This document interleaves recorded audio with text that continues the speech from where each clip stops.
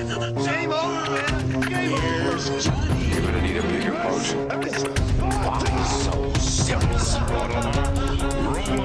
I am Iron Man. This is a tasty burger. Welcome to the In Session Film Podcast. Welcome to this podcast episode review for May 6th, 2023. I am Brendan Cassidy. And I'm Ryan McQuaid. Thanks for joining us this week, everyone, for this review of Guardians of the Galaxy Volume 3. Ryan, you're my guardian. I'll just say that right now. And you're my Rocket Raccoon. I like that better, actually. That one's pretty good. I'll take a lot of pride in that. We are In Session Film? We are. We are in session, film. We are. We're rocking in session. I am in session. For those of you listening, for a little inside baseball, Ryan and I we're recording this a bit earlier in the morning than we usually do, so you might get our bassy voices for this. I get the sexy low voice from the Midnight Express. Yeah, maybe not quite as sexy as Bradley Cooper's voice as Rocket Raccoon, but we'll. That knocks your socks off. All right. Yeah, I mean, a lot about Brendan this morning. It's one description. It certainly has a lot of emotionality to it. We'll talk about that. Nice. But yeah, thanks for being here, Ryan. I'm looking forward to talking about this this new movie here, this new Marvel movie, which has been getting a lot of buzz from a lot of our friends and fellow critics out there. Some mixed responses overall, but a lot of people seem to be really batting 1,000 for this one, and I'm looking forward to getting into what we have to say about that. As we gear into this, I think maybe the first thing we should do, Ryan, is talk about our feelings with regard to James Gunn, maybe how we felt about his relationship with Marvel, because there were a lot of circumstances leading into the making of Guardians of the Galaxy Volume 3. And for a little context, there was a point in, what year was that? Maybe 2018 or something, where he was fired from the production before the cast themselves bat for him. And he was brought back. Of course, there was also a pandemic to contend with. There was also James Gunn's newly found history with DC Studios. Of course, we know all about that. All around making Guardians Volume 3 when he was brought back. So there were a lot of circumstances. So I guess what thoughts do you have on that? And even just around James Gunn in general as a filmmaker, because he's one of the few filmmakers in the MCU that I feel like has made movies that really feel distinctly his own, at least when compared to the Marvel machine. Yeah, I think that James Gunn is the best filmmaker that the MCU's ever had. Oh, interesting. Okay. I think that at least within their own universe. Now, they've had 32 movies. I mean, he's no John Watts, actually, to be fair. Because we all know John Watts as this auteur. John Watts is an auteur, yeah. Yeah, you know what I mean? He's really, the Scorsese of our time. And, and to be fair, I like two of those Spider-Man movies that he did.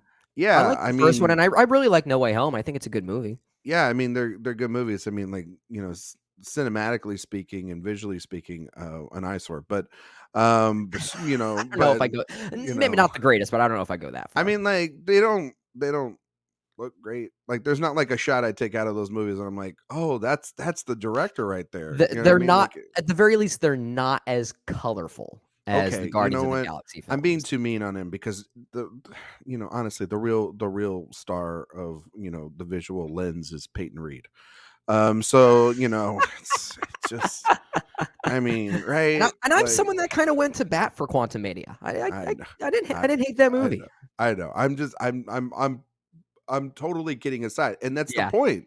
The point of that is to say that when you see a director that has a vision, like a Coogler, even Waititi, even I'd say Chloe Zhao. Chloe Zhao for sure. For better and for worse for many, many people, but that was very much her vision in many ways. Yeah, I mean, like, I think then, even Branagh's Shakespearean sensitivities. I love that first Thor. Kind of lend into the first Thor and building that world out, Joe Johnston and Joe Johnston, America. Yeah, basically redoing the Rocketeer.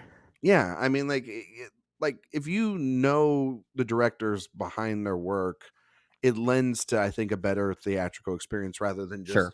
hiring some random AI generated name, Peyton Reed, John Watts, Oh these, my god. I don't Anthony want and to use Joe Russo, I you don't know what want I to use mean? the words AI on this podcast anymore. I feel like the AI might be listening. Well, I mean, the Russo brothers are totally for it. It seems like. Anyway, that's how the gray man was invented. But Oh anyway, gosh, yeah. that's beside the That's point. how Ghosted was made too. Oh God! Thank God we never have to talk about that. That was such a bad movie. Oh my God. Anyway, poor Dexter Fletcher. I know. All right. But James Gunn, yeah, I think he's the best of the best. That being said, I don't think like he's batting 1,000 for me as like a director. Like his Yeah. last movie, The Suicide Squad, I did not like that movie. I I thought did that not movie. either. I'm with you on that. I think that movie was really not within his wheelhouse, if that makes sense. And I thought that like it's. I think the thing about James Gunn is he's very hit or miss because of his Sure. sense of humor. I think his sense of humor can either be really, really good for some things, and then for other things, you're like, I don't need to see you do. Essentially, with the Suicide Squad, this movie, like Mhm. the Guardians all over again. Like it just felt like he was retreading himself, and it is a little worrisome. I think for him taking over DC, I think that you can have a little bit of work. I don't think it's like 100%. I'm bought into this idea, but I think he's Right. I think storytelling wise, and um, in just from a visionary standpoint, I think he's actually what DC needs because he knows from Marvel how to craft a continuous story. He knows the importance of story. He knows the importance of characters, and he's got a lot of love for these characters. He's a superhero guy. He knows what he's doing, Mhm. and he's very reliable. So I can understand why Zaslav and those people over at DC just kind of just gave him the guidance to do because otherwise Yeah. it's Zack Snyder and a bunch of like poisonous fans, and we don't need that right now. So and you're all right, Brendan. I mean, he had that. It's kind of hard to remember because we've had a pandemic and so many things A go lot on, has and happened. Yeah. Endgame and all this other stuff, and then the like 6 other MCUs, like Yeah. 8 other movies. It's been a while since we've had a Guardians film, but B, we've talked about the fact that James Gunn was fired for some insensitive tweets that Yeah. were bad jokes, really bad Yep. jokes. Talk about Very. that humor not talk about that humor not working, right? Yeah, yeah, and I have Um, thoughts about that. and I think that honestly, I don't even remember them. I mean, maybe you do. Maybe you have them more fresh on your mind because I don't know. I remember the basic gist of it, which is how I introduced it, basically. yeah. And so I was kind of like, I was like, these are like tweets from like years ago, and sometimes, and knowing him, it's kind of like that thing about comedy, right? Where it's like, Yeah. but it's also the other thing about comedy is like, okay, well, you don't have to say it, you know what I mean? Like, you don't have to Yeah. tweet it, you know what I mean? And also, scrub your goddamn account, you know what I mean? How about that? But Mhm. that being said, the Guardians team really stood for him. It's really interesting that like James Gunn got like essentially fired immediately and from Yeah. Marvel, and there's been no response from them about a certain Kang the Conqueror. So that's a Yeah. little bit interesting. But that being said, he came back, and honestly, Brendan, to get into this movie, Mhm. um, real quick, and then I'll get it over to you. Yeah. I think this movie was surprisingly kind of emotional for me. I connected with Yeah. it weirdly enough. I Okay. Now you could say it's a little bit of manipulation because if you put a bunch of like CGI like cute adorable characters and Well, I have thoughts on that. Yeah, I have and thoughts. I know you have thoughts on it. I've already seen your letterbox. Oh, you have? And Okay, yeah. okay, so this will be a fun conversation. And everything, and I think we can talk about that. I think that there's a lot going on in this movie, honestly, to Yeah. be fair. This is a 2.5 hour film. It feels like a little bit at times, but it also like you're having some sort of finality here for Gunn. He's the guy that's really introduced the weird into the MCU, so he gets to have, Sure. I think, carte blanche and a launching point to do whatever he wants. And I am actually surprised. And to go back to what I was saying is that, this movie is very dark. This Yeah. movie is the darkest entry in the Guardians trilogy. Might be right up there with, I think, like the first hour of Endgame as the darkest stuff we've had in the MCU. Like Yeah. it's some really dour scenes and also very traumatizing scenes that we'll talk about with Rocket and his backstory and those characters. But ultimately, very emotional, could be manipulative, like I Yeah. said, because of those animals, but I think ultimately very rewarding. I think that Gunn's kind of going out guns a-blazing here. And I think He's that outgunning it. Is that what you're saying? he's outgunning himself, you know what I mean? And I think that's kind of what I've been missing from these MCU movies since Endgame.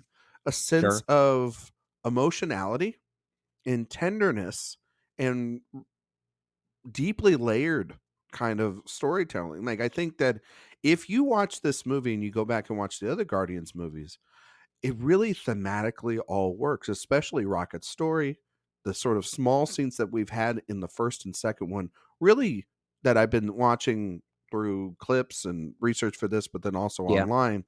They're all connecting back, and that Gunn really has wanted to tell this story for a long, long time. So there is some messiness because of Endgame and especially Infinity War that he has to kind of mine through in order to get the Guardians exactly where they are by the end of this movie. But Yeah. ultimately, I think that this is one of the better films in the MCU since post Endgame. I think Okay. it's up there with Shang-Chi as the best. Okay. And Okay. Shang-Chi and No Way Home. I think I joke about John Watts, our future best director winner. But It's probably gonna happen it's someday. probably gonna happen, right? You know what I mean? Yeah. He's got a lot of connections.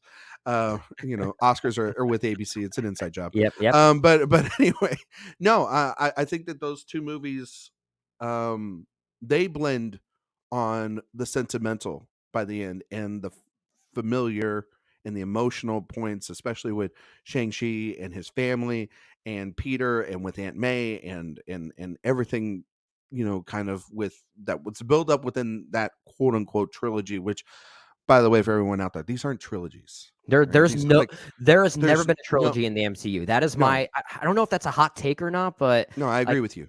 yeah, I agree with you. I will say to your point, the Guardians films are the closest that we've Yeah. gotten to having a standalone trilogy within the MCU because they at least have a sense of finality between the three of them on Yeah. their own. But no other set of three films have that in the MCU. And honestly, if you just watch the three Guardians films, you really don't need to watch. They kind of You yeah. kind of can get away with it. Like, you know what Yeah, I I mean, mean? of course, there's the holiday special, which came out before this, which does have some plot threads that bleed into Volume 3. And of course, you talked about Endgame. There are things Yeah. that happen in both Infinity War and Endgame that are There's all absolutely needed which here. So, knowing James Gunn comments this past week or 2 weeks ago or whatever in the press yeah. run, he did not like what they did, Yeah, especially to you Gamora. could He tell was his pissed. back his back was against the wall trying to make that work in this movie. Yeah, he was. Yeah, you can tell, like, because of that grand story, he has to like backtrack, and I don't think that he would have liked to have had either Gamora die or the fact that like they then bring her back and sort of Yeah. cheat code that and then have to do it's a lot. Like, I mean, the fact that the MCU has had to deal with a lot of like the things that those two movies have kind of endured, the blip Yeah. and obviously this or various other things, and have chose not to do other things. Like, is that monster from Eternal still hanging out in the sky or whatever? I Like hope so. I I mean, I hope kind so. of hope like that's what I just Earth want to see looks that like. be a random post-credit scene someday, and then there's some plane drives by like, "What the heck is this?" Yeah, I kind of want like like a shot from space, right? And Yeah. like that thing's just like, And hey it's so guys, how's big, it like, all of a going? sudden, Earth has a whole new shape to it. Yeah, I want that. It's like, come on, like I think like at this point, like, and then we'll We talk can about call this, it but Eternal Earth or something yeah, like I mean, there's a it's counter Earth in this movie, let's call it Eternal Earth. it's really, I mean, What are they doing? Anyway, I don't know. It's fine. that being said, Guardians of the Galaxy Volume 3, I cannot lie. It got me. I did Okay. cry in this movie a couple times, not just once, a couple times. I think that it is because this is, Brendan, the last bit of original Coke recipe MCU that we are going to be having for a long, long time. I think everything else is new Coke. And if you Okay. know history, new Coke was not really that successful. And then what happened? They had to go back to calling it Coke, Yeah. meaning I think we're going to be going back to Iron Man and Captain America in this We'll multiverse see. stuff. We'll And see. I think that they're going to pay like $100 million to Chris Pratt and Robert Downey Jr. But that's beside the point. That's another Yeah, that's beside the point. I don't want to. Yeah, I feel like But- we can have a 5-hour conversation just speculating with. Maybe we'll do that on episode 533 as we talk about. Maybe our we will. rankings. Maybe we'll have some speculation for Phase 5 into Phase 6 and what we think might happen. But yeah, I don't know. I don't know if that'll happen. You know, it's pretty interesting with regard to James Gunn. If you look at his filmography, doesn't it seem like each film he makes is kind of a representation of what his mood is or what his feelings are? Because The Suicide Squad is a gratuitously mean and angry movie. And it kind of makes sense that it was made at that time after being fired from Guardians and then being brought back. So I'm going to kill everything you love. Yeah, You know so what I mean? there Like, is such a level of frustration to that movie. I'm with you. The Suicide Squad, I don't think really is all that great. I think it gets lost it's a and little it's messy. it, It's got good parts, but like overall, like as a yeah, I don't even know if it has great parts for me. I think it has a great cast and some decent performances. that's what I mean. I was Yeah, like, Cena's really good, and Mhm. who's the girl with the rats? Oh, You know what I'm yeah. talking about? I know you're That talking about. she Great was, question. and that's how I know how much about the Suicide Squad. The girl with the rats. Like, Sounds terrible to say, I'll but look. yeah, I'll we look should. it up. But Yeah, please yeah, let's she give was credit great. where credit is due because she was actually pretty good in that movie. But yeah, it's interesting because I do feel like James Gunn's films are a reflection of his psychology in the moment. And I mean, it's a matter of taste, I guess. I tend to prefer James Gunn when he's operating with more sincerity, when he actually seems like he's in a good mood, for lack of a better term, which is why I really enjoy the first two Guardians films. Volume 2, I didn't love when I first saw, but it has now become one of my top 3 favorite MCU movies, and admittedly, it is my favorite films that James Gunn has ever made, Guardians Volume 2. It rules. It's great, it's great, and I have a soft spot for Slither. I think that movie's a lot of fun. Yeah, it's good. I need to rewatch Super, but Super was kind of one of those movies that I feel similarly to The Suicide Squad, just less so. It has a meanness to it that I think works more in that movie than the Suicide Squad does, but there is still an ugliness to that movie that I can't always stomach, which might be the point. So maybe the film is actually working fairly well. But yeah, it's interesting that I feel like his feelings, his headspace is what bleeds into whatever film he's making at the moment. And I feel like that could be the same thing with Guardians Volume 3. And I do want to preface once again by saying that Volume 2 I did not love when I first saw. That's a movie that went way over my head. And I've learned to love it a lot since then. So I say that to say maybe the same thing will happen with me regarding Guardians Volume 3. It could be a grower for me. I do like this movie. It sounds like I'm not as high in it as you are or as most other people seem to be. I was moved by a lot of aspects at the end that I do want to talk about.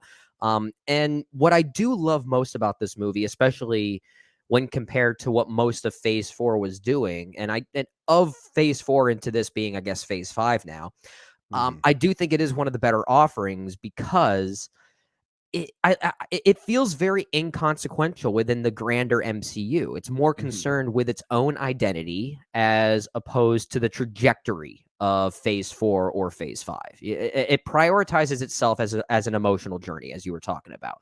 The movie is simply about trying to save one of your closest friends. That's basically the plot synopsis. I saw a review for this film. I forget who wrote it, but the headline said the movie is about trying to find your friend some health care. And that's kind of accurate. I mean, it's in a very like jokey kind of tongue in And right cheek in kind of time for way. the writer's strike. Who would have Right in known? time. You know what I Yeah, mean? maybe critics should be writing movies nowadays. I know, right? Good But Lord. I do like the simplicity of the film. I think really where my biggest problems come into it are some of the things that we were talking about. You know, Gunn being fired from production, being brought back. He worked on another film in the middle of all of this, and of course having to contend with plot threads that Gunn clearly didn't want to have to deal with, like Yeah.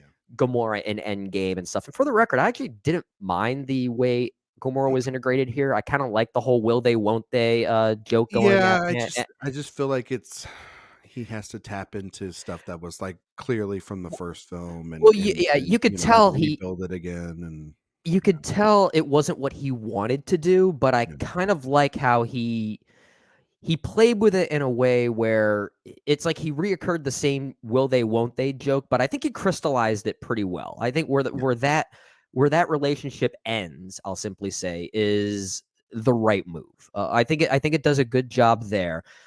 But given all of those circumstances, the film is kind of a mess. I do think it is a pretty uneven film. Mm. And you can kind of feel that there is a sense of compromise here and a lot of maneuvering threads that some really work, some don't always work. Actually, a lot of the stuff involving the High Evolutionary really worked for me. Yeah. And you know, as a villain, the High Evolutionary, and I'm gonna butcher the pronunciation of the actor's name. Here we Please go. forgive me. Chukwudi Iuji. I don't know if I'm pronouncing that right, Sorry. but please forgive me. But he's quite great in the film. And the character is very underwritten. Like he's kind of a one-dimensional baddie, but there is something kind of refreshing of just having a villain who is just evil for evil's sake. Mm-hmm. And it gives the actor a lot of room to play with. So I really like the performance there. And this, despite that thread really working, there are other aspects like involving Adam Warlock, for instance, which feel kind of it feels kind of like a forced in forgotten thread, honestly. Well, it feels like the idea that he set up at the end of the last one, and then he's like, Yeah. "Oh yeah, that's right, I set that up." Oh, okay. That You know what I felt like mean? James Gunn kind of dropping the ball on that setup a little bit. Or honestly, it's kind of smart to just be like, "Oh, they want me to like maybe like make Adam Warlock like a thing maybe for down the road. Well, What if I just made maybe him like going a big it's giant idiot?" You know what I this mean? is just maybe it's just an introduction because I feel like we can say the same thing about someone like Wanda Maximoff when we first saw her in Age of Ultron, right? Yeah. Now she has become one of the greatest characters in the MCU. But at that Yeah. point, you might say in a vacuum within Age of Ultron, well, maybe we would have liked to see a little more from her, right? Yeah. Yeah. The same can be said about, let's say, I don't know, I'll hypothesize here, America Chavez from Doctor Yeah. Strange and Multiverse of Madness. In that movie, no, not a very interesting character, very underwritten.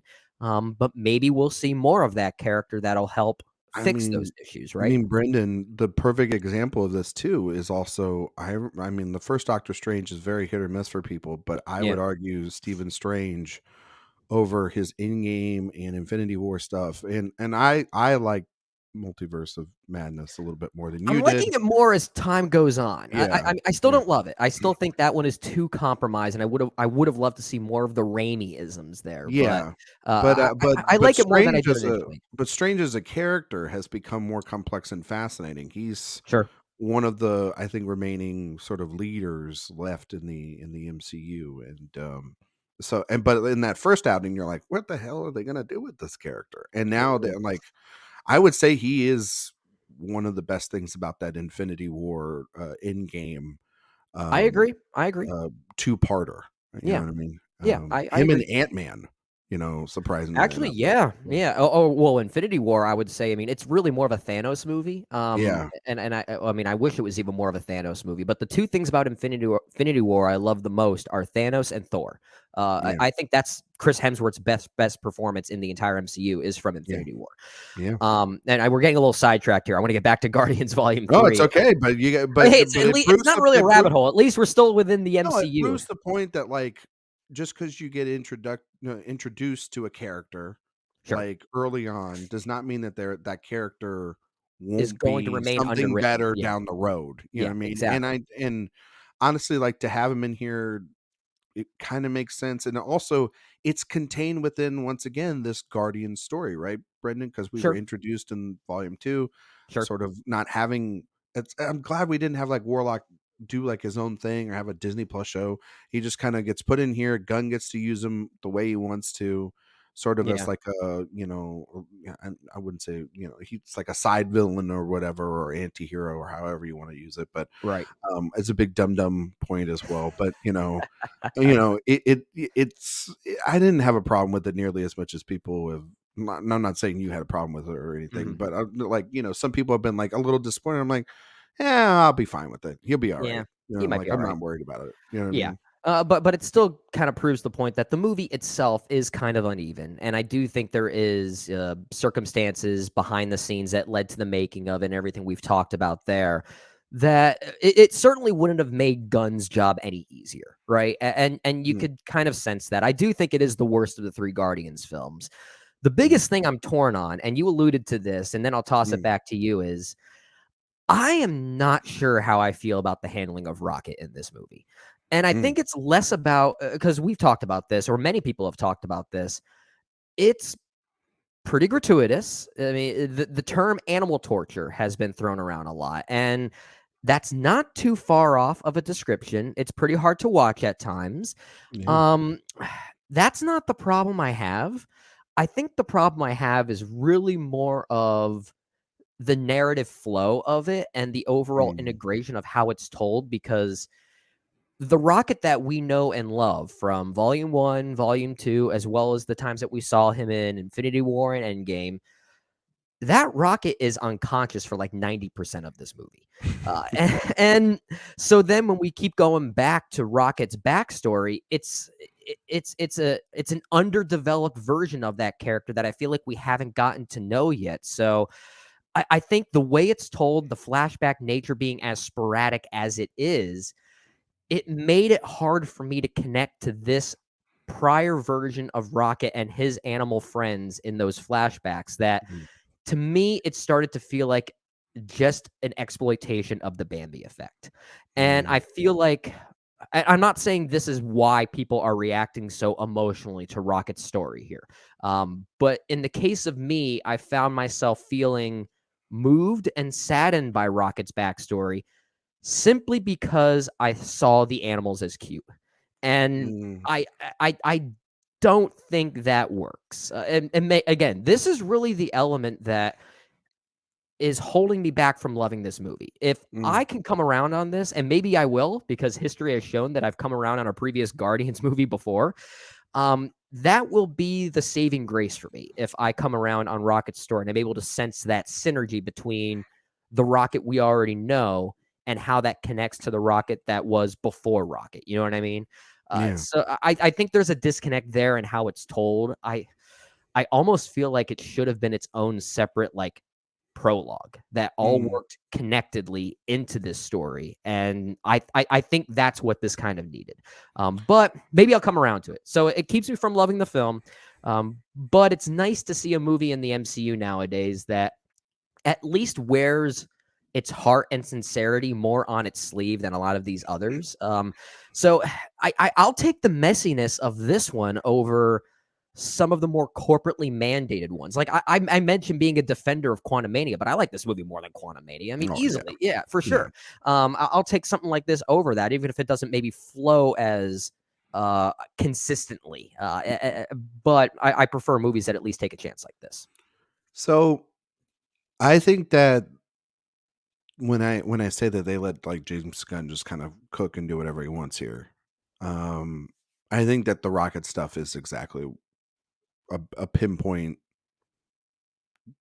sort of exact beacon of where they are letting him just do whatever he Well, wants. you could tell Rocket's his And favorite character, right? In fact, I think he has said that in I interviews. think that it's been clear from the beginning, Perhaps. honestly. Actually, yeah, good point, yeah. Just go back to um, volume 1. Yeah, that's pretty I think obvious, you're he right. emotionally has been the most complex character uh overall in the three Mhm. films. I think that the one thing that you want to say, if you want to call these self-contained, you can, but I think that the Guns talked about, obviously the stuff that like he had to work against because of Infinity War and Endgame. Yeah. One of the benefits of Infinity War and Endgame was Rocket, and Yeah. was Yeah. Rocket's maturity and his sense of loss and his sense Yeah. of longing to have his family back, and his desperation to try to get the Guardians back because he's that's his family. Yeah. He hadn't Yeah. had a family since the events of what we see here. And um I think that they have teased this enough Mhm. that I think that Gunn was going to tell this story one way or another. Now, I think that I agree with you, Brendan. I think that splice back and forth through the film and kind of losing the momentum of the sort of chase Yeah. sequence or the quest sequence of a Guardians film, right? Mhm. And going back and forth, it is a bit of a it at times it can be a little jarring to go back and forth, and you lose a little bit of momentum because Yeah. it's weird to have like Peter Quill and and the Guardians trying to save his life and having all these quippy jokes and the stuff we love about the Guardians, right? Yeah. And then going back to like this mood piece, what I mean? That's over here. Now, Yeah. I don't know if putting it all at the beginning maybe is the right move either, because of the fact that like that's like we almost have like 30 minutes of footage, it feels like here. So it would I don't be think it's that much actually. Like, it I mean, feels like a lot. It it feels feels like like a well, but then again, I feel like because it's spread out, you know what I mean? That's that's the probably the illusion of nature of movie it. making and narrative storytelling Yeah. like that. That when you break it, Um it's like when you notice someone like you notice someone like Anthony Hopkins only having what 10 or 11 minutes of screen time in Silence of the Lambs, yeah, but it but it's seems like so spread much out. more because it's so spread out, right? No, that's true. But I think that to get to some of the like emotional moments in the film, particularly what happens with Rocket towards the end, Mhm.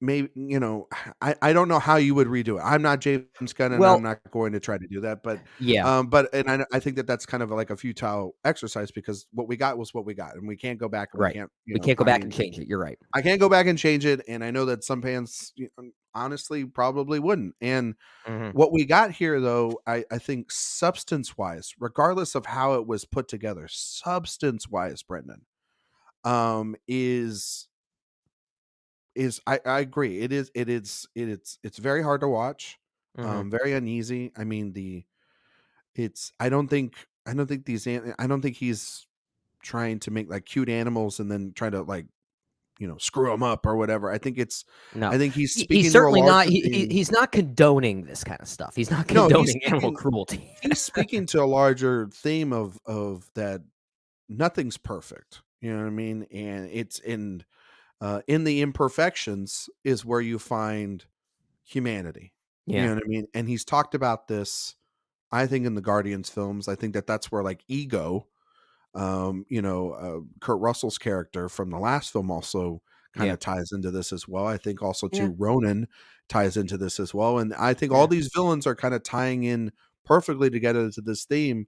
And it all ties back to his favorite character, which is Rocket, which is essentially something that is perfectly innocent and perfectly fine and has an end date and has sort of a expiration date or whatever, and Mhm. doesn't need to be made to the perfect essence. But if you destroy the innocence, it can become a cold and sort of cynical world. And we see it in the film too, is that like in order to make this paradise, there is imperfections. And that's what Uh-huh.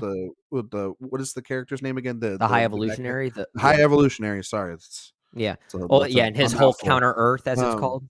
yes, it's you see the crumbling of it when they arrive on his planet of like you see the suburbia, but then there's the inner city drug trafficking, and then there's the poverty, and then there's Yeah. all these other things. And his solution is, well, let's just destroy the planet and go to the next thing. Yeah. You know what I mean? And it's like, no, like nothing is perfect, and so, you know, using all these levels up and up and up and up, and also kind of talking about animal testing Yeah. and all these different things. that Gunn is trying to talk here. It's not going to be a pretty sight. Mhm. Like, this stuff is not a pretty sight. To me, this is probably one of the more like political films. It was funny. Like, there's Yeah, this a little bit. there, it's preaching a message here. You know what I mean? A little bit. And I it's doing guess. it Yeah. with probably like the most famous character. Also, too, like, I understand a little bit why probably Rocket isn't used as much here, because a certain actor that's playing him is potentially directing his own second feature. It probably didn't have a lot of time to get into the booth or whatever, Maybe. but Yeah. and they had to use a couple of other younger actors to play Rocket. So I get why, wink wink, they had to kind of go down this route a little bit too. But I also think too is that the lingering question for the Guardians has always been Rocket's sort of angry There exterior two surrounding him. two stories two stories that these movies were always alluding to. One was Rocket's backstory, the other was Peter Quill's father, right? Yeah, and they And answered one in the yeah, last, and then yeah. they were going to answer it this way. Now, I will agree with you a little bit that I thought that the conclusion of that sort of backstory was was just so like, of course, like, that's exactly how that ends for him to go, and it's the really Well, the that's only exactly how James Gunn normally ends moments like that, right? That yeah. was a very James Gunn narrative choice. Yeah, and that's also, like, just the choice of, like, a lot of superhero or a lot of movies to just go down that route. It's very easy Mhm. and everything, but I thought there's a sequence in this movie too. I thought back of a movie entirely out of this entire franchise, and I thought of Harry Potter and the Deathly Hallows Part 2, where that was sort of Oh. ripped right out of, Oh, interesting.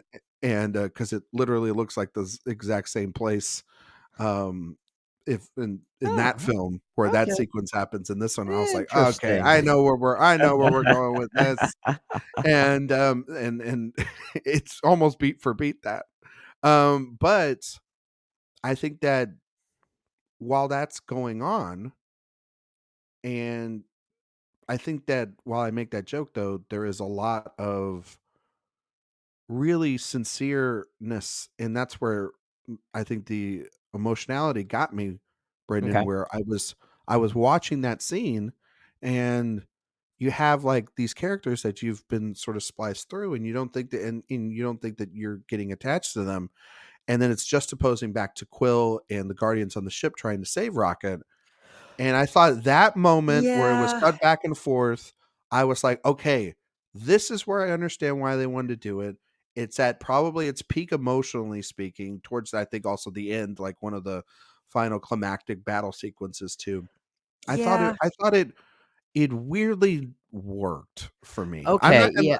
and I think that like I think that if you're just speaking character wise and emotionality, Mhm. without getting really into spoilers, it's essentially you're losing one family to go back to another. Mhm. And I thought Gunn, while I agree with you, it's a little bit of a bumpy ride to get there. I thought to get to when you get to that moment, I'm like, oh wow, Yeah. he connected a thread there that I didn't think about, but wow, Yeah, that's well, actually very poignant. you first off, you make a great point about how some of these other movies in this quote unquote trilogy do inadvertently maybe connect back to Rocket in some ways. I think that's a pretty Mhm. interesting observation. And then you talk about the way that it's or his backstory is told and how it unfolds in the confines of this movie, specifically volume 3 here. And I think that's where I'm still struggling a little bit because I guess I was hoping to, and maybe this is where a rewatch will help me, right? Mhm. I was hoping to sense a little bit more of okay, so if we're going to make a specific flashback at this particular moment, how does that parallel Yeah. something that's happening in the present at that specific moment, and then doing it again and continuing that kind of Well, I trajectory? And think I I wasn't sure if I was yeah. sensing that. Yeah, I think that that's just mostly coming down to the fact that the clock is ticking. It's I think it's more of a clock metaphor, I Yeah, think, which of is anything which is because, interesting because it you didn't know add much urgency to me. It kind no, of took it away. doesn't, but I think I think that's what he's kinda going for. I agree with you, it's not the choice I would have made to do that, um, but, Yeah. but I think that by the end, you do feel that urgency. That's what I'm saying. I do Is a that, little, yeah, I do a little bit. I um, think a lot of the other characters are helping to provide additional emotionality there too. yeah, Like we haven't really talked much about the no, rest of the returning cast here. we haven't. But yeah, I'll just single two people out specifically. But Dave Bautista is fantastic here. Yeah. Karen Gillan as Nebula, I think, is also, and then of course, uh, uh, Chris Pratt as Peter Quill, Star Lord. I actually think he's very good here too. So if there is any lingering emotionality by the end, especially involving Rocket, it's how we believe that these other characters care for this other creature, right? And I think that's what helps sells it too. I just couldn't help but sit there and think, man, if we got a full prologue of Rocket's backstory like that, and then that hard, like that devastation, hard cuts to the opening credits of him singing to Radiohead's Creep Mhm. would have been the best transition I think the Marvel Cinematic Universe has ever given us. Mm. And because we'll talk about the soundtrack in a little bit, but Yeah. I do like the sense of melancholy that the opening credits provide. It really cues us in that this is going to be a very different movie. Yeah. And I think it could have hit even harder if James Gunn maybe just took the chance, or if Disney let him take the chance to say, Yeah. let's just devastate these people, and then we devastate them even further with Tom York's crooning. It's Well, I think also too, though, Brendan, you would have had that like at the front, and then yeah, you would have had those sequences with Rocket, where he gets to that sort of state, and yeah. then there would have been an entire chunk of that movie where he's gone. You know what But I I think mean? at least we would have, had a sense of Rocket's presence in this movie Yeah, more by having a full, narrative thread in the beginning. But I don't yeah, know. Maybe that's just. I don't know. We haven't seen that movie. I'm just speculating. yeah. So No, and I I wouldn't. think I mean, if we ever tested it and we ever made like an in session cut of the film and doing that, maybe it might look like crap. It might be maybe, terrible. maybe it wouldn't work. Yeah. Narratively Yeah. speaking, how do you, I mean, sure. Hmm. Also, yeah. James Gunn is, man, he's really, when you think about the needle drop, you mentioned that, like, to start it off with Creep, I was like, all right, And it's an okay, acoustic version of Creep. It's not even the yeah. full version of it. No, I was like, all right, I mean, okay, even when the title of the movie appears, it doesn't even like the song "Creep" has. It's not one of my favorite Radiohead songs. I'm not a big fan of no, it personally, but no, um, it's not the best one, but I yeah. understand why to use it. Actually, Oh to yeah, for use it sure. here was actually really smart. Well, Like, I I was, love the rendition of it too. That it's just Tom York and an acoustic guitar. The entire yeah, band is stripped back, so very the moody. song is very much known for this I'm glad they made crescendo the that. iPod. You know Yeah, what I mean? it's known for this crescendo that it reaches at the end of the song, right? Yeah, The full band coming in and really turning into a hard rock kind of environment, but all of that's gone. And when the title appears, it's just Tom York and an acoustic guitar screaming that lyric, yeah. and it's really strange. It's almost anticlimactic, right? Mhm. And I kind of like that. I think it's a really interesting tonal subversion. Yeah, I wish, like, I think some of the needle drops work in the film like that. I think some of them Yeah. don't. It's not the best soundtrack of the 3, I'll No, say that, no, it's the weakest soundtrack out of the 3. I would honestly like Volume 2 soundtrack. that's Uh, my favorite Vo soundtrack of the 3. I mean Volume 2 is just my favorite of the 3. And yeah, I do like this movie. I think because of the emotional stakes a little bit more than 1. I'm yeah. still not a big fan of Volume 1, as many people are. Oh, that's interesting, yeah. You So you know like this one more than Volume 1 as a a movie? little bit, yeah, Okay, I mean, okay, like, I got this at, like, 3.5 out of 5 on Letterboxd, and I'm the one defending sure. it, you know what I mean? I think you have it at, like, 3, so it's like, I have it at that half 3, star really made a the difference, half star does I mean, it really it does, kinda does when you're in the it really 3 to does. 3.5 range, right? That's kind of the, biggest separator between actually, really the biggest separator is when you get to 2.5 out of 5, right? Because Yeah, then you have to start, deciphering if it's a quote unquote "positive" or negative review, right? yeah, because Yeah. I think, I like all the Rocket stuff here, I think it's Okay. great. I think that, the Adam Warlock and Elizabeth Debicki sort of stuff, I think that that's very undercooked, Agreed. and Agreed. I think that, and again, that's just, I think that I think that that's undercooked, but then the high evolutionary stuff's actually pretty good. Yep. But then Um, I think that the Gamora stuff obviously is working up against a hill, Yeah. and it doesn't all the way click until towards the end for me. I think like most of the The time resolution of that, I think, is very good. I'll say it's that. very good, but like also it's a little bit like like Kind of spinning we wheels there, yeah and yeah. spinning wheels to get there, and feels like we've done this before with this group, and we kind of have. But I agree with you. I think like Karen Gillan's great. I think Yeah. Batista's Batista's just great I in this have to movie. I have to do a little inside baseball as we're recording this. Yeah. JD just texted me as we're doing this right now, and he Mhm. said we are required to say this one quote on this review, and it's involving the character of Drax. Okay. And it is one of the best lines in the movie. Yeah. And it's you weren't made to be a destroyer, you were meant to be a dad. Yeah. Oh my I bet gosh. I bet JD was like dead in the theater next to Sam. Well, You know? I think JD loved this movie. He tweeted that Yeah. he cried quite a bit. So Yeah. it sounds like he might be the highest of even the three of us on this No, one. So yeah, it's a I was sitting there, I was like, God, that's how you understand your characters and understand your characters are Drax's at. resolution here is my favorite part of the ending. There are two moments of the ending that did bring me to tears, Mhm. and it's the one involving Drax Mhm. and the one involving Peter Quill. I'll simply say that. I think the way that resolves itself, I think, was a nice tie into the first movie. I'll simply say. Yeah. And I do think Chris Pratt handles it pretty well. There's like a sense of almost like insecurity in him because he's very much a fish out of water once again in a place where he shouldn't be. So there's a lot of interesting irony there. Yeah, I thought Mario was really good in the movie too. And my goodness. Oh, yeah. I still didn't Um, see the Mario movie yet. I still haven't, and Yeah, I probably I have won't. not contributed to its $1 billion I'm raise. not. Yeah, I don't need to contribute. It's fine. I'm kind of curious to see it though. I am. I know.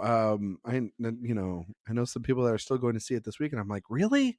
That's what you're going to go see? Anyway, Wow. Yeah. um, uh, I want to shout out someone, and I thought that was actually really good too here, and Mhm. that's Pong Killatif. I'm probably pronouncing Yeah, the and name that's another as name we can't Mantis. pronounce. As man. By the way, also it's Daniela Melancourt as Oh, Ratcatcher too from the from Suicide Squad, Suicide right? Squad. Yeah. Wanted to Yeah. get back to Okay. that. We got deep dived into that. So if you're Yeah. looking for that answer, folks, it comes at the 47-minute mark of this show. Um, but I We thought kept our Mantis was promise. We kept our promise. honestly for like a character that kind of got thrown in the second Guardians, and I Yeah. guess that I never watched the holiday special for Guardians to be fair, but Oh, I interesting. heard her and Drax had a lot more to do in there and builds up their rapport a lot more. But I thought she was great in this. It was really Mhm. interesting that like um this was the first kind of mention that she's like Quill's half sister, Oh, yeah, and, that was a and huge revelation in the holiday special. oh okay, yeah, Yeah, that was like I mean, in many ways, like, the holiday special was like it felt like a two-purpose exercise. The first purpose just to be a fun little holiday special and throw Kevin Bacon into the mix. yeah. And the second thing was to reveal that Mantis is Peter Quill's half-sister. I mean, like I didn't watch it, but I kind of got it because like Egos essentially created her, and that's Yeah, like yeah. and stuff So, like I that. mean, I kind of got that, but but at the same token, I'm like, Brendan, this is my problem with the MCU, and you know it is that if somebody misses one little thing, then you're like, I'm for a half second there, I was in the theater, I was like, "Eh, I'm that- willing, to your point though, Ryan, I'm willing to argue that the holiday special still remains relatively inconsequential when compared to the rest of these movies. And that's primarily because you just said it. It's kind of easy to decipher that Mantis is Peter Quill's half sister because of yeah." her origins. But I'm So, also a 31-year-old that's seen all the damn films, as yeah, opposed but to like and an older audience member you're who would also probably, smart. You're also smart enough to not have things completely mentioned to you in order to get it. Because yeah, in yeah, the holiday special, it's like a direct conversation, like, "Oh, you are my half sister." It is so yeah. literal in that regard. Put it Yeah, in quotes. You know what yeah, I mean? yeah, Yeah. No, yeah. I get that. And like, but like I was sitting here and going like, but honestly, until the other day when I saw it, I forgot about I forgot about this It is, holiday yeah. It's special. actually weird for a big development like that in the holiday special. It's just kind of brushed over here. Yeah, it's like, and I was like, what the hell? You know what I mean? And yeah, but like, I was in the middle of I was sitting in the middle of this movie. I'm like, oh, I guess they must have, like, yeah, I guess he's just gonna write that in. And that was one of the, I honestly figured it was like, well, he really wanted them to kind of hit on this maybe in Infinity War, and they didn't yeah, really do that. So he's yeah. adding it here. And I was like, all right, okay, I cool. guess so. I guess so. I guess we're doing that. Yeah, But but I thought she was really good. Yeah, she is good here. Yeah, Karen Gillan, great in yeah, here as really great. well. Yeah, Honestly, Cooper is really good. Like, I mean, like, yeah, he's good. I, is it crazy that we kind of just forget that Bradley Cooper is Rocket Raccoon? Is it Oh really yeah, like yeah. I feel like of all the characters in the MCU, all the stars, all the people that play their characters, and maybe it's just because we don't see them, but we Well, it's forget that this yeah. man has been playing a raccoon for 10 years. And it's the Right? voice. It's the way he manipulates his voice, which is that could have been easy to do in post production, but you go back to the making of the first Guardians of the Galaxy and Mhm. you look at like Vin Diesel and Bradley Cooper in the recording booth, and the way Bradley Cooper is throwing his voice to sound like Rocket, it's mostly all him. And Yeah. it, And it Vin's like, I'm Groot. All right, where's the yeah, check? in I every gotta go to the single fast set. language. You know, I gotta go to the Yeah, fast set. What's going on? yeah, yeah. You know what I mean? No, I agree. Cause like but honestly, you can tell that that's Vin Diesel's voice. Oh, you can. Honestly, That's kind of the like, point. that's the Yeah. kind of the point. But like Yeah. no, it's like I was watching something on YouTube, and he was there at the LA premiere or whatever. And I was like, is that the first time he's actually gone to one of those things? Like I Mhm. don't like think I've ever seen him go to one of these Marvel things. And it makes sense because like the character's sort of having like a big send off here or a big moment. Yeah. It's very focused on him. He's actually in a lot of ways the main character, Yeah, on yeah. camera and off camera. You know what I Yeah, mean? He's yeah, the it's kind of a vocal point. rocket movie in that regard. Yeah, it's gone away from being Quill's story in the first two to definitely being about Rocket.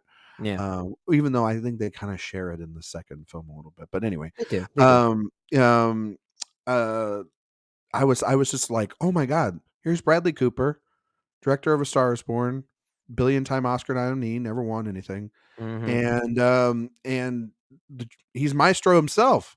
And like he's literally just like, yeah, I'm here to like celebrate James Gunn and Rocket, and I kind of always forget that he's a part of this. Yeah, And so but yeah, I think you're right about Chris Pratt. I know I joke with him, but he actually, I know okay.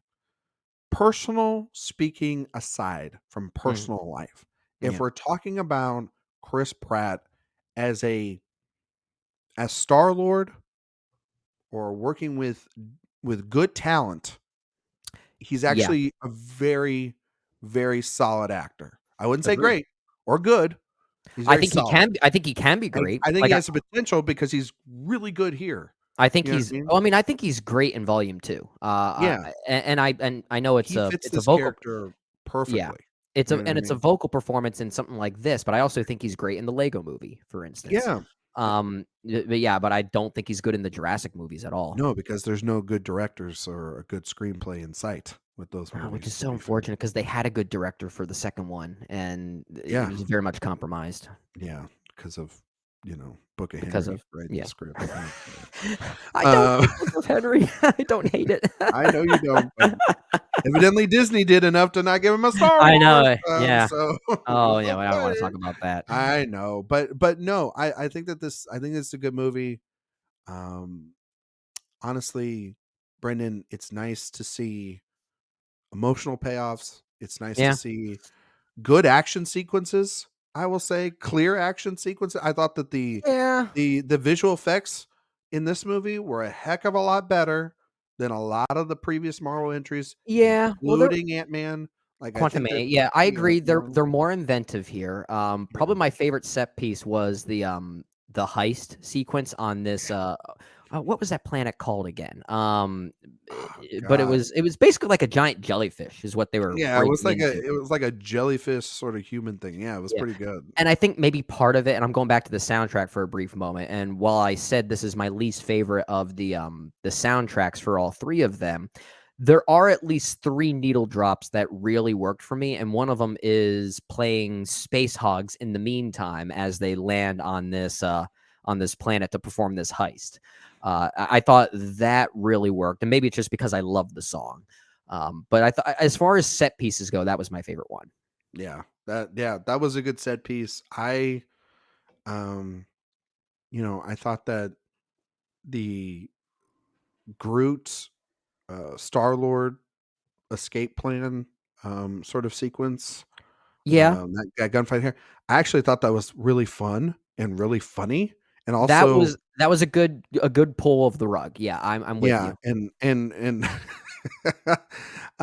I just love the way that he like put different um people together in this film and different sections of the Guardians together, and allowed a lot. I think that at times the movie is really funny. I think it's really Yeah, moving. I think that overall it's just like a really fun time, and I've missed that in the MCU. I'm glad to see it back, if only for a short amount of time, Brendan, because I yeah, don't think that this this is going to be a recurring theme going forward, because this the Guardians are an original, phase 2 entity that were created. They are the inventors of the weird. We don't get Doctor Strange, we don't get mhm, Shang-Chi, we don't get Miss Marvel. We don't get all these things if Guardians aren't a hit and yeah, don't work. And going forward, it's going to be a real shame not to see Gunn sort of helming behind the camera and working with these characters again. But it's going to be a really interesting seeing where they go forward with these characters. I know that yeah. everyone's talking about like this being an ending for the Guardians as we know. I don't buy any of that. I don't I've buy it never either. bought any It's of that. it's more of an ending for James Gunn's Guardians of the Gal. Absolutely. Yeah, Absolutely. it's It's an really it's ending for him yeah. as as the shepherd of these characters, but Yeah. I'm Now telling now you, King, granted, that doesn't mean that there is not a sense of closure and finality regarding this group yeah, of I think this story ragtaggers. is Yeah, closed. yeah, Yeah. and the Guardians will return and continue for sure, but, without getting into spoilers, I'll say this, it won't be the same. No, That's at least there's going to be a difference between the Guardians going forward as opposed to the Guardians we saw in this, James Gunn trilogy. I don't know. I think give it a King Dynasty or a Secret Wars in the future, and Mm, they'll all be and they'll you know how like Thor appears in Infinity War, or like there's the big portal sequence yeah. in Endgame. They'll all come Yeah. right back together, right, and run on the battlefield together, and you'll be like, "Of course." And then And and and they'll hug everybody in and the go and theater, sing Kumbaya. yeah, and everybody will scream, and you'll be like, "Hey, can you keep it down? I'm trying to watch a movie here." So that's We exactly know what's we going know on. Marvel is all about creating those audience reactions, right? They That's what they literally live for. put audible pauses in their movies, They do. You're right. You're and not I wrong. It's freaking the hate that. I well, hate especially that. especially if you see it in Spider-Man a was the worst in well, my opinion. especially when you see it in a setting where like let's say you go at a time that's very awkward and there's maybe only like 4 or 5 people in the theater and you could sense the breath being taken way too long. Not It even is that, when you're just watching them at home by yourself.